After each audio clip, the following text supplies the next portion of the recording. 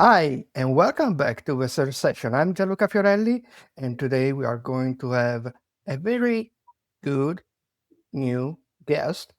Probably you know this guest because of certain stuff, meeting organized usually in London, but it has also a yearly event in her native country, in Turkey, more precisely in Antalya.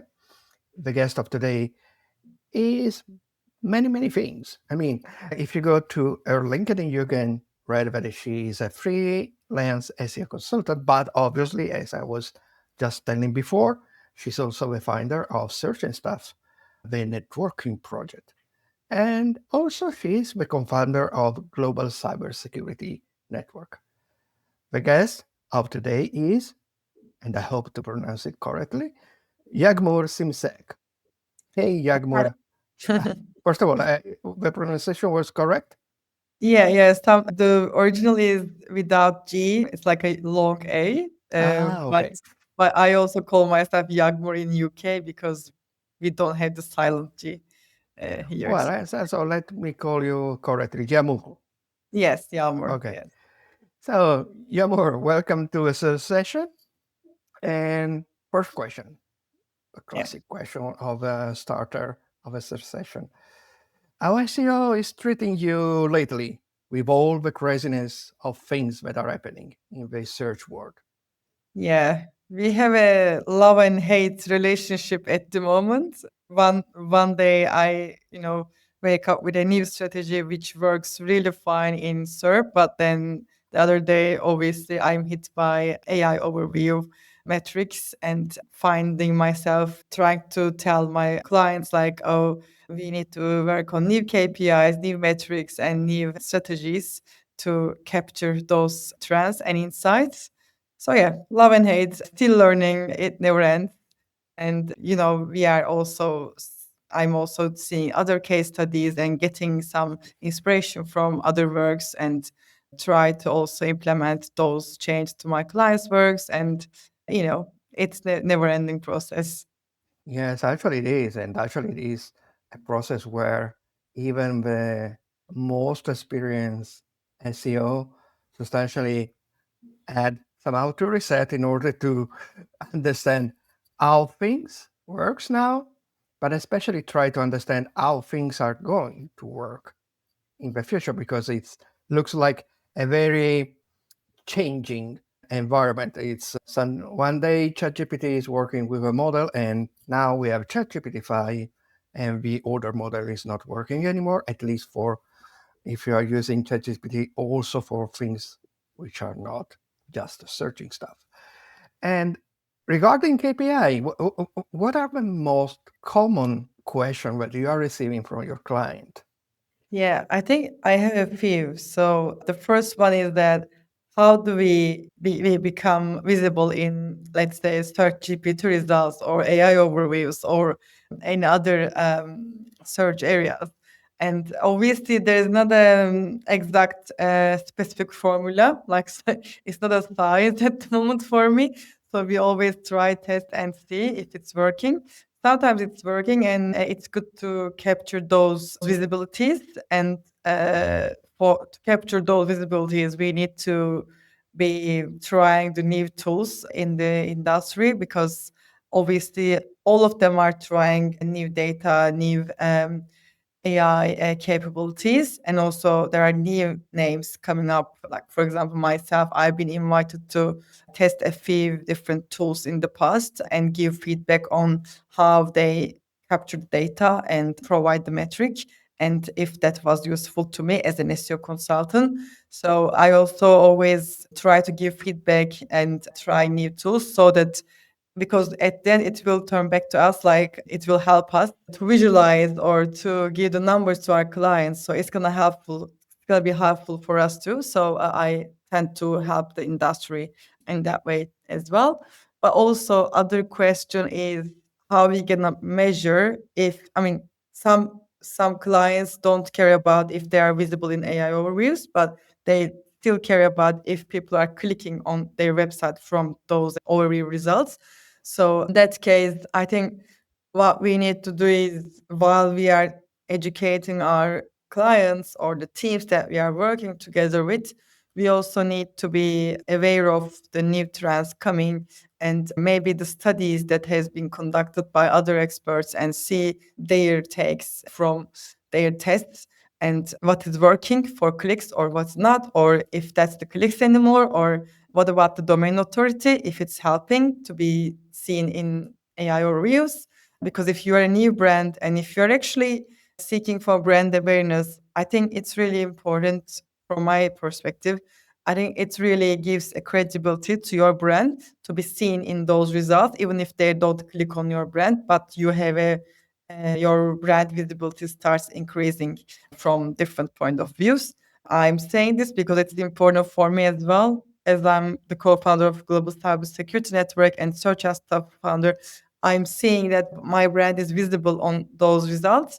I can actually use it as a supporting point when I'm reaching out to a potential client or potential sponsor or like community members or B2B owners who would like to advertise on my website. Like those kind of things helps me.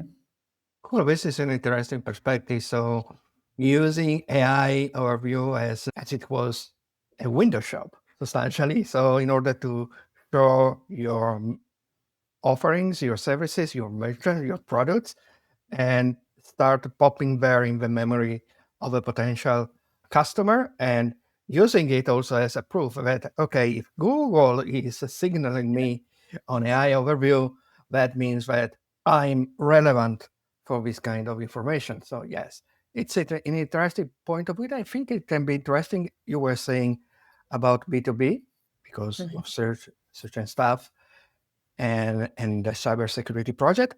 I know that you also did quite recently a video, and I found very interesting, which was about exactly B2B SEO, how to scale B2B SEO thanks to content collaboration and AI. Can you explain me what you mean with content collaboration first and the combination with AI? Yeah. So on that talk, I actually explained the journey of our B2B startup from scratch to now, like year to date, and also how we actually became that point that we actually entered an award category. Because I think everyone has their own success stories, but even if looks like little, I think it was really important from a few point of view. So the project is now using AI and human content collaboration. We kind of create our strategy, of course, with the help of SEO and other areas that we have been, researching for a while. And after we came up with our strategy and, create our roadmap for content strategy and the further promotion and distribution side of things, we started using AI tools that can help us on our content journey because we have a limited team capacity and we need to automatize some stuff, but also we don't want to sacrifice from the content quality and the accuracy. Accurate content is also important for us, or providing updated content, or grammatically correct sentences. Everything is actually really important for our brand voice as well. That's why we decided to use a few tools for AI side of the project, but also we work with real human editors to to finalize the R&D process or to recheck, like cross check the information we provide after the content is written by AI. We use a lot of different tools and we kind of compare the insights. Like, for example, we use Content Go AI for content writing, plus using their editorial reviews, but also we use also us.com to understand the user behavior and the questions asked within different locations about that specific topic. And we also use keyword insights to kind of come up with some category groupings, keyword groupings, tools like advanced web rankings, SEMrush. I mean, everything like helping us. But the thing is, we kind of collaborate with those tools and AI and human in our team. all together to provide the best ideal content for the website. Yeah, yes, it looks like a very safe, comprehensive framework for working. And you before were talking about brand voice. And now I have what could can sound like a funny question, but actually I don't think it's so funny. It's harder to explain your brand voice to the AI or to your human content collaborators. So we first, just to be able to use AI in our favor and to make our job easier, we first try to educate AI with our inputs, like telling more about our startup, what we aim to achieve, or what kind of companies or audience we want to achieve. We create our own prompt library, and every new team member actually use the same prompt library to start with their journey when it comes to creating content for our website. So the AI already knows who we are talking to, who are we, and what kind of content formats are expected. And then, as the brand voice, we also educate our own team, because even myself, as a co-founder, sometimes I forget about some details and kind of refer back to our benchmark presentation, because we have like one pager presentation we used to use for different promotions. It's actually good to have that one pager about your business and brand, so that you can refer back and see other details if you already forget and if you kind of lost your focus. So I think it's really important to use that one pager with your AI tools as well, so that they are also educated and your team, and at the end you both try to speak the same language. Yes, yes. And what do you, that page, in fact, it's something that I do too. I was used to ask for this kind of information even before AI, but it became one classic question that I ask to my clients too. So when I start with a new client, I always ask, do you have a brand Bible? Do you have, usually in the Bible, it's everything, who we are, how do we present, how we talk, what we talk about, and what we don't talk about, all this kind of information. But also, what are your buyer persona? Do you have also developed, audience persona? So the audience persona are different from a buyer, because the audience persona are the people that can influence your buyer persona. And all this documentation, usually it's when I create a project, for instance, on ChatGPT, but it can be also, I don't know, in Claude.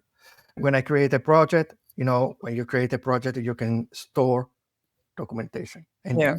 the first thing I put is there, and I say, read all this, learn it. And then every time I create a new section, a new job into the project, I'll reread everything and let's start. Yeah. Yes, because the only way, because if not, sometimes you have to remember Yeah. the AI to, okay, remember that thing that you read. Reread it, because there is a sort of decay. I don't know if you noticed too. A sort of decay in the memory of a ChatGPT or Claude after a while, and you start to invent things Yeah. over the things it was instructed about. And yes, it's quite uh, fun in that sense, because sometimes it's desesperating also. And talking about startups, you also talk in the past, and it's one of the common things that you talk about. It's Yeah. about to scale a startup in a global economy. What are the classic pitfall, the classic mistake? I work with a few startups in the past, and I could cite them quite a few mistakes we do. But I would like to have from your point of view, also because you are founder of a startup. So what are the classic mistake you see? The classic mistake that you also maybe fall if you have Mhm. fallen in some of these mistakes. Yeah, I think, yeah, I've fallen a few times, but also learned from those mistakes and didn't do the same for, like, for example, for search and stuff in the past. But I think first when we start our startup, when we found it, always postpone the really important stuff, which is actually creating our, even if we declare that we already know it, we don't do it in written. We don't have our own mission, vision, objectives, like what is important to us, what are our real competitors. I'm not saying like the brand competitors, but the search competitors. And sometimes we missed working on, like studying on our startup idea before we launch it, which brings us some pain points after a while when we start promoting our startup. Because if people don't know what you are talking about, like your MVP or like what's really unique to your product or service, they don't really want to learn more about you. If you know what you are talking about, you can actually start talking. You can repeat everything, every single part of it, every time when you go somewhere or when you have a potential to promote your startup. So I think first we don't really spend that much time to think about it and write notes and kind of try to first convince us as the potential client or service purchaser. Like for example, myself, we did that in the past in different startups and they failed and we didn't continue because we came to the point that why we are doing this. What was the main motivation we started this startup? Then we don't want to move further or invest money and energy. So that's the first thing. And second, not a mistake, but it would have been better. Myself still doing it.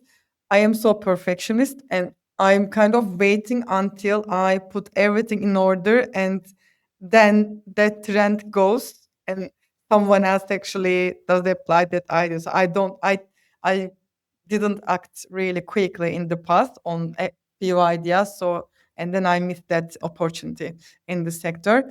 I'm I didn't do the same for search and stuff, but in some ways under search and stuff, I'm still coming across to that mistake that I'm doing, and I'm realizing afterwards. Like for example, video creation about my own PR and my company's PR.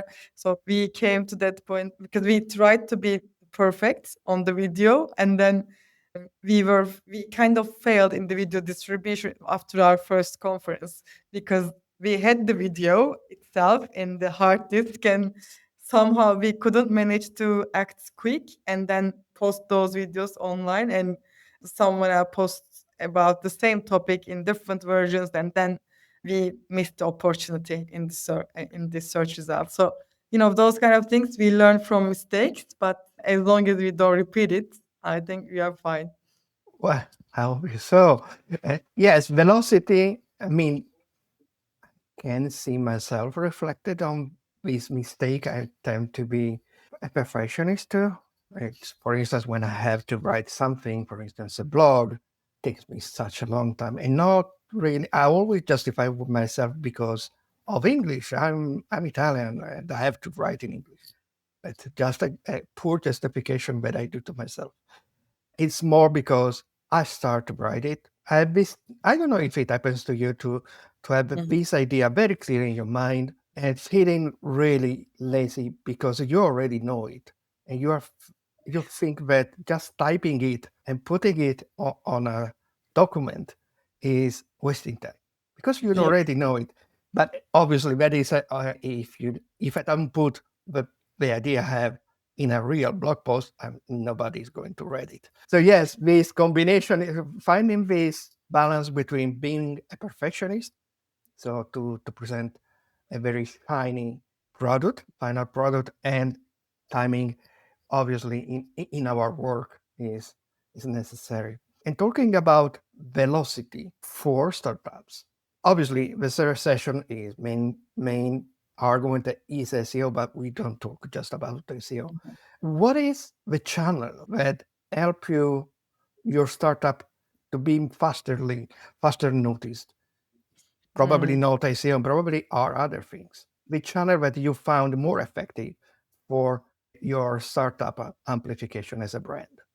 So I think first, obviously LinkedIn, because think for both of my startups, I mean, the one startup I'm the co-founder and one is mine, but we are B2B or yeah, we are B2B. So, and I think our audience is mostly active on LinkedIn. So we use LinkedIn and we use obviously Google organic results. The content we create actually helps us to amplify our services and offers. But also we use email marketing, especially for search and stuff. I think we have a very niche audience. When we send a newsletter, we can see that the open rate is high. And we are communicating with a very niche audience, and they are already interested in our network and community in the past. I think, yeah, newsletter campaigns, LinkedIn, and sometimes, I mean, we don't have followers that much, but Blue Sky is, I mean, I'm seeing the battle in between two, X and Blue Sky.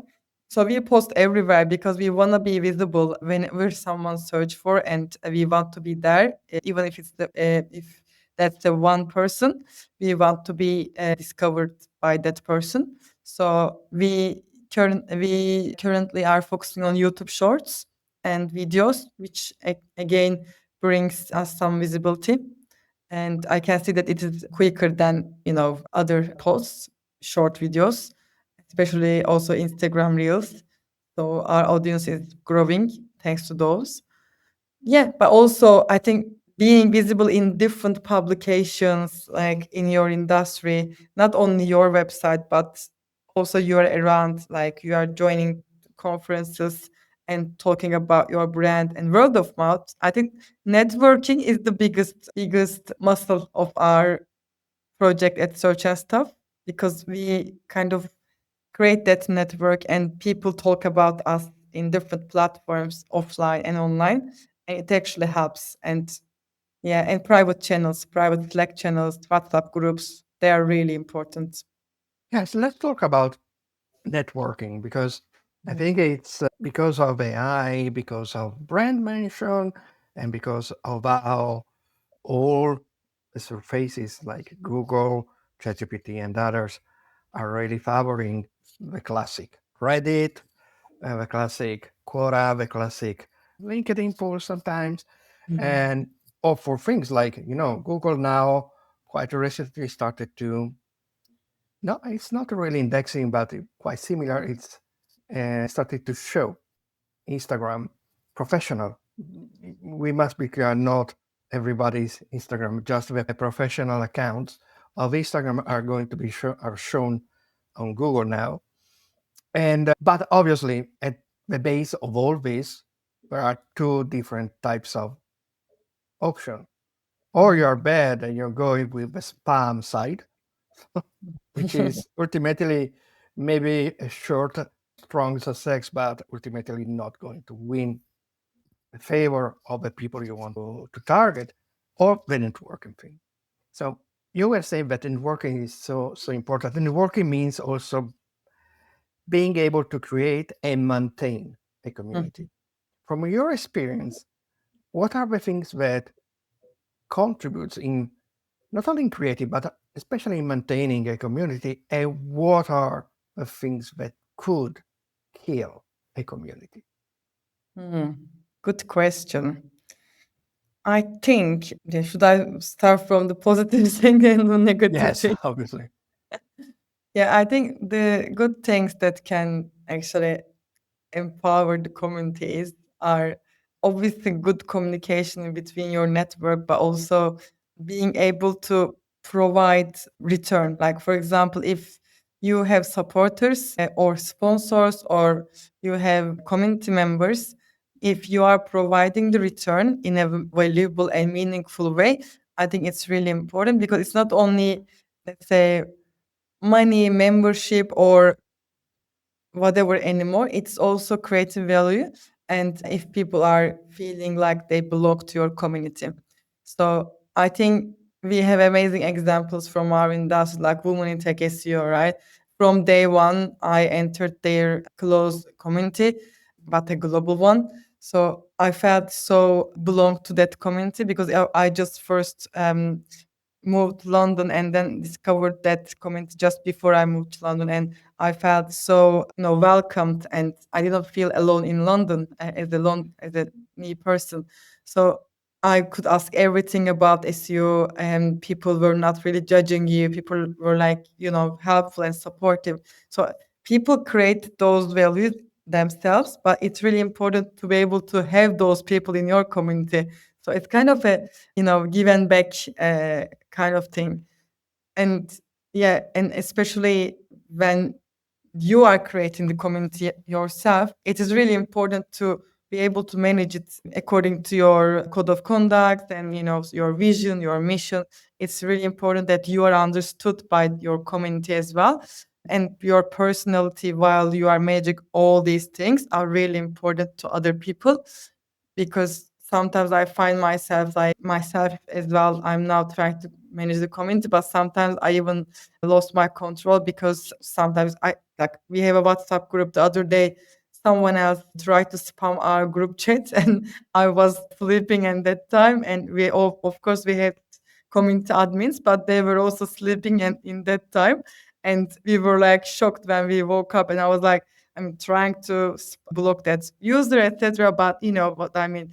But I've seen that amazing people from our network, they were already responding to that threat in the comment. Like they felt like they themselves the community admins. You know what I mean? It's really important to have those people in your network to support you when something happens. So yeah, that's the good, positive side of things. And what could kill your community? I think if you start showing that only thing that you care about is money or monetization, except apart from that you are providing value, I think that kills the vibe. Of course, there's a financial need.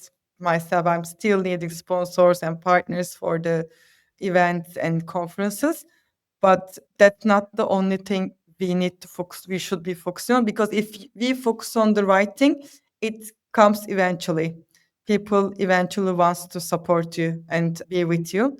I've seen the examples, and I'm still grateful for those people. But the thing is, if you continue doing whatever is right for your community and create meaningful connections and content or value, it eventually comes to you. I'm patient, so I'm still in that journey, but I can see that from the amazing examples in front of me, it's possible, So when you create value, you get it back. But when you talk sales every time, promoting your community in different ways, it might kill your vibe. So it's kind of a very sensitive line we need to be caring about, let's say. Yes, and when you were talking about the community substantially policing the wellness of the community itself, yes, I couldn't not remember when I was a mods, was SEO mods at the time, and was global associated. One of my committees was to moderate the community, especially when they part of the blog comments, when the Seattle office was substantially sleeping because we have 9 hours of difference. So it was one of my commitment to do that.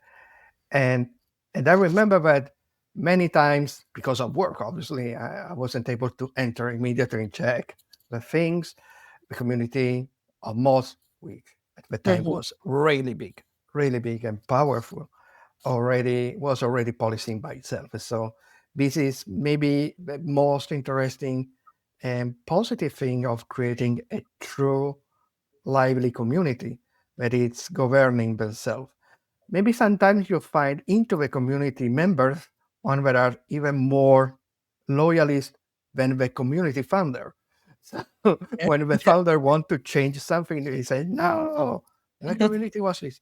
But this is different. But talking about community and talking about B2B, because we saw your case, Mhm. eventually when you're working with clients, you see the opportunity that they could expand, let's say not really being them creating the community, maybe yes, Mhm. but how do you individuate? the right channel that could be good for them to put a feet inside, put a feet on, and start being part of the community. Mhm. You mean like any client I work or anyone else that I also don't work? Like if Now, they in want, general, yes, and not only direct yeah. experience, or from what you have seen also. Yeah, I think for brands, obviously I wouldn't say that they should be doing specific to this community or this community. But the thing is, sorry, I'm making nonsense now, but I'm getting there. So basically, first, they as a brand, they need to first understand how they want to be perceived by the communities in general from industry or their target audience industries. Like let's say Nike, right? If they want to be seen as the freedom community of, or if they are planning to provide more active communities, they want to be seen as, oh, Nike provide us the active environment, and so that we can actually do more exercise, etc., as a community, so they can sponsor those kind of events. I mean, I think events, conferences, communities, if any brand wants to support any of those, they need to first think that it aligns with their journey, it aligns with their mission. And because it also needs to help them and contribute them in some way after they became their partners or sponsors. So, and then if the audience is the right audience, they need to check that first. And then if it aligns with the brand overview, brand mission and vision, and then they can actually start searching for those communities to support.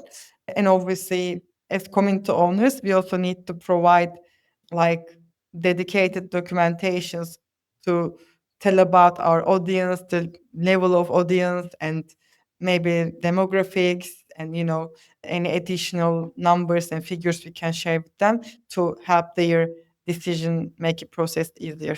Yes, yeah, yes, and this is something that I talked in a past episode with Amanda Natividad. We were talking about audience analysis as one of the most important things that every marketer, independently if the marketer is an SEO, a social media marketer, or an email marketer, should do in order to distinguish between what is the audience analysis and what is the market analysis, because the two things are different. Instead, when it comes, let's try to go back very fast to SEO and the challenges that we are living now. If I'm going to do a sort of reasoning, but very fast, with an ending question. So, if everything is so uncertain now, and you, as a professional of SEO, what kind of certainty you find in the daily work that are your, let's say, pole star for conducting your work, and then eventually addressing and starting doing things that are, this Mhm. thing can work because of AI, this thing cannot work, etc., etc., etc. So what are the pole star practices that you still consider that everybody should do and follow? Unfortunately, I don't have one answer to this because I think it also depends on your client's perspective. So I can have two options. Let's like obviously there are more, but I'll keep two. The first thing is, of course, you're gonna have a kickoff call with your client, right? You need to understand your client first, what is important for them, not for you as an SEO consultant, because they will continue working with you if they think that you understand them, their pain points, and you solve their problem first. So in any way, basically, their problem could be very generic and very wide, but you just need to create a magic from there. So because to be able to do that, you need to understand why they want it to be solved. So that's the first part. And to give an example, I mean, I'm not going to give a specific example, but to be able to fill that gap, I first focus on the quick wins. I'm not, of course, I'm doing tech audit myself, but I am not sparing hours and hours to provide the whole presentation and documentation to my client because I know that they will not care about it. they will care about what I'm going to tell them to fix in a very short way and quick action points. So I keep that audit myself, but I provide the actionable points in short term and long term and explain if you do this in short term, it will contribute to your. So it's kind of I give them different options and I let them pick. That's my first thing to go. And second thing, I have my own list now. I own my own checklist. If any of those list is not ticked in the box, I'm not taking the client anymore because as a freelancer, I need to create a case study to be able to give a reference to other potential clients. And if I see that, so I first conduct a tech audit and list the things to my clients. And if I see that they are not willing to do that or change anything technically, I explain them content strategy is not enough by itself. You need to do this, this, this. If it continues, I'm not continuing. But that my go to, let's say I take the clients, my go to thing is to fix the technical issues first so that we can continue or finding if I'm as an SEO person, if I'm not able to step in and implement any technical stuff, like if it's more than my expertise, I also try to find the right solution providers for them. So that's why I don't call myself as an SEO consultant only anymore. I am calling myself as a growth consultant or partner. So we can grow all together. So I can find them the relevant people who would solve their problems. So in that point, networking is my best. Like that's why I like meeting new people, seeing their case and understand what they really do so that I can actually connect and link people and my even my clients. And sometimes I just step back. I say, look, you first solve this problem with this person and then come back to it because otherwise there is no point we start this project. I think being honest to myself and the client as well and not taking the client for any only financial purpose. Yeah, so this is something that I think every honest consultant should do. This is something that I do too. For instance, I can portray, I can design a potential, let's call it brand amplification campaign, but I don't do it. I don't have enough time to also do, Yeah. link building, outreaching, etc., etc., etc. Brand mention. So I usually, I exactly do like you. This big pool of people that I know, but they work well in their own niche, specialty. So I call it the cooperative SEO environment. So what I do is like you, put them in contact with the client, present them, and step back. And the client, what what I maintain for myself, because I collaborate with client as a strategist, is to maintain as a sort of executive production role. So in order to see that these things that are going to be done by these people that I Yeah. put in contact with my client are not going against the strategy that I designed, because if not, it's going to be crazy. Okay, last question before going to other more personal question. Last question is, okay, search and stuff, local events, networking events in London, and bigger event in Turkey. And now we are, for our listener, we are now recording, it's almost the end of July, and but this episode surely is going to be online before the event of Antalya is going to be held. Remember the date, 9 and 12 of October. So if Yes. some ticket is still, go check on the website. If some ticket is still available, grab it, because a wonderful, wonderful panel of speakers. And it's Antalya. Yeah. And I've seen that some of our speakers are already, you already interviewed them and you already had video recordings from past, like Alida, Judith, Jerry, and many amazing people. So, Yeah. So let's talk about, I know, also as a former event organizer with the inbounder myself. How difficult it is to organize an event in this situation, because what I've seen before COVID, there are three eras.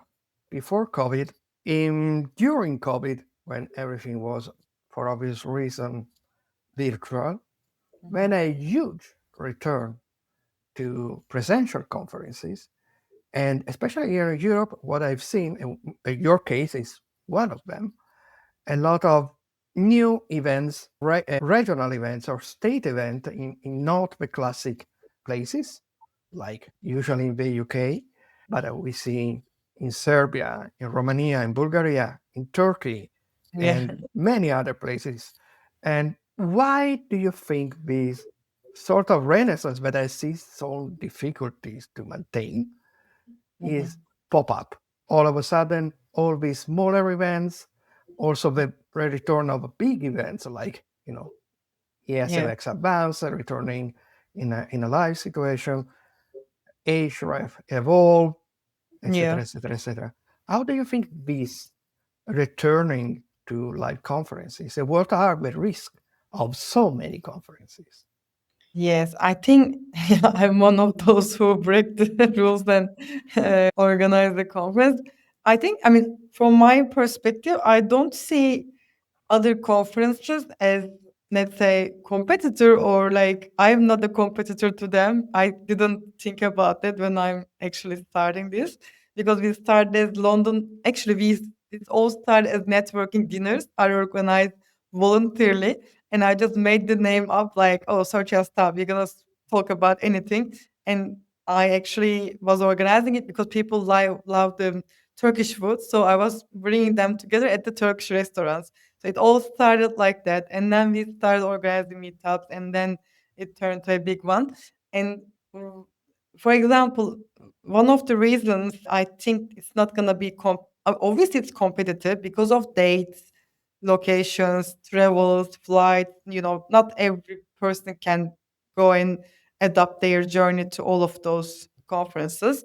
But the thing is, for example, for Turkey, let's say for my conference, we also think about people who could not travel because of visa issues or because of economic issues. So we actually bring the global conference to their location, and so that they can actually benefit from this. And it's also good for other global attendees because Antalya, the location itself, is actually like a holiday place where they can actually combine travel plus holiday. So it's kind of a boot camp but with a vacation. So it's a different experience. And since they are staying over like for 3 nights, it also creates an environment to build your network and continue your conversation at the beach side, like more casual and local perspective. So I think, like Bulgaria, for example, I've been to Take It Offline Bulgaria that Jerry organized, and I could have a chance to meet many different people from Bulgaria, which probably I wouldn't meet at Brighton SEO because it's a huge conference, and we we are trying to catch the trackings, catch the talks and workshops. It's kind of, when it's a smaller and local event, you have more chance to do networking or like know new people. Perhaps I think every conference has got their own vibes and culture. I'm still going to write in essay every year if I can, and to other women in Tech SEO conference in Berlin even. I'm just flying to Berlin to meet new people from Berlin. So I think it's the perspective, and plus, for example, for Turkey, we have great food and people love it. So it's a win-win in a way. Yeah, that's, I think, yeah, it's not a threat. It shows that how big is our community, to be fair. Like I can see that now we see different paid conferences are emerging in not only SEO, and we see us as a digital marketing conference, not only SEO, but we also have paid topics and data topics, AI topics. So it covers all of the topics and audience. So yeah, I think now that we are not only SEO consultants, we are also making comments on paid optimization. We make comments on data growth and analytics. and it's good to have a wider community, like bigger community.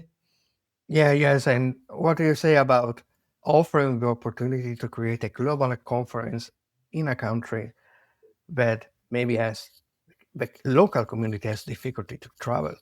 I think it's Yeah. really commendable. And somehow was also one of my committees for the inbounder because at the time I as a speaker I didn't see so many, for instance, Spanish, Italian, or South European Yeah. SEO going to classic bigger event.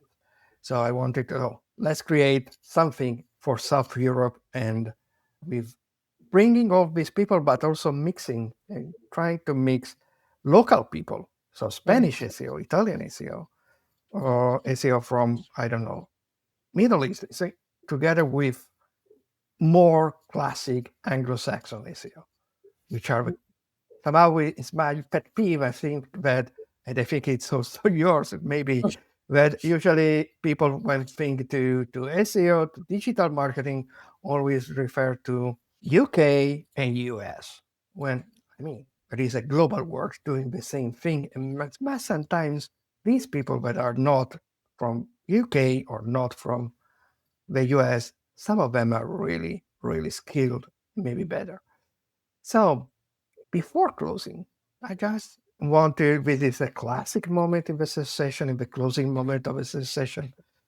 Just a very quick fireside question about you, in order to our listeners and watchers to know you better. So you are from Turkey, and what do you miss of your home country when in London is raining? I'm a bit different. I have a different personality. I don't like too much heat.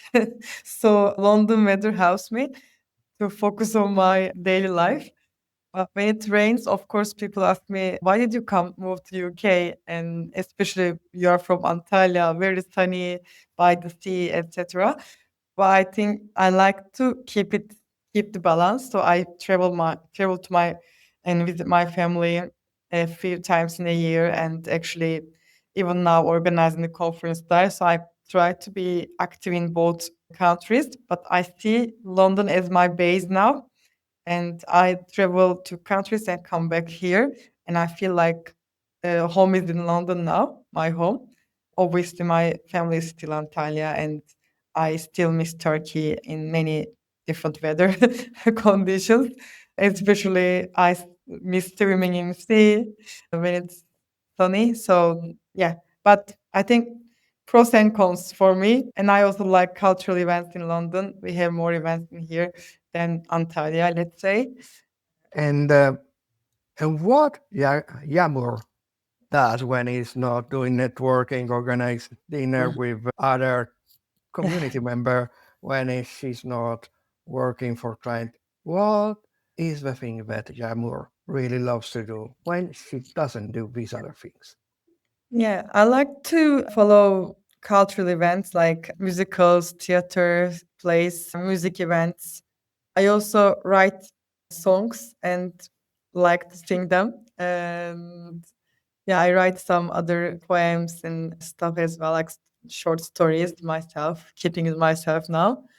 And I also like traveling. I take any excuse to travel and see new places and meet new local people.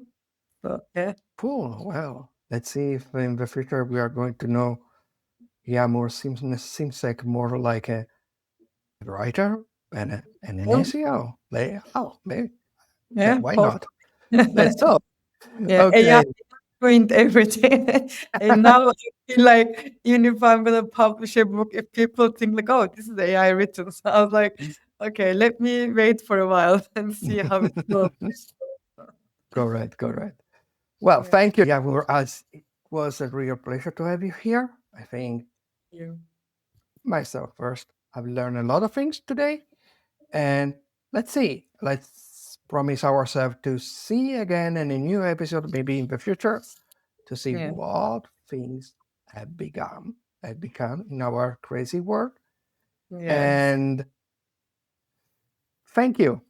Thank you for having me. Really appreciate that the invite, and I follow all the other videos. Really great. So thanks for having me here. Thank you. And thank you for listening me and to have attended and watched this episode with Yagmur Simsek. And remember, this is, I know, I have to do the influencer and I hate it. But remember to ring on the bell and so you're and to subscribe to the channel so you will be notified about new episode of the search session. Thank you for joining me and see you next.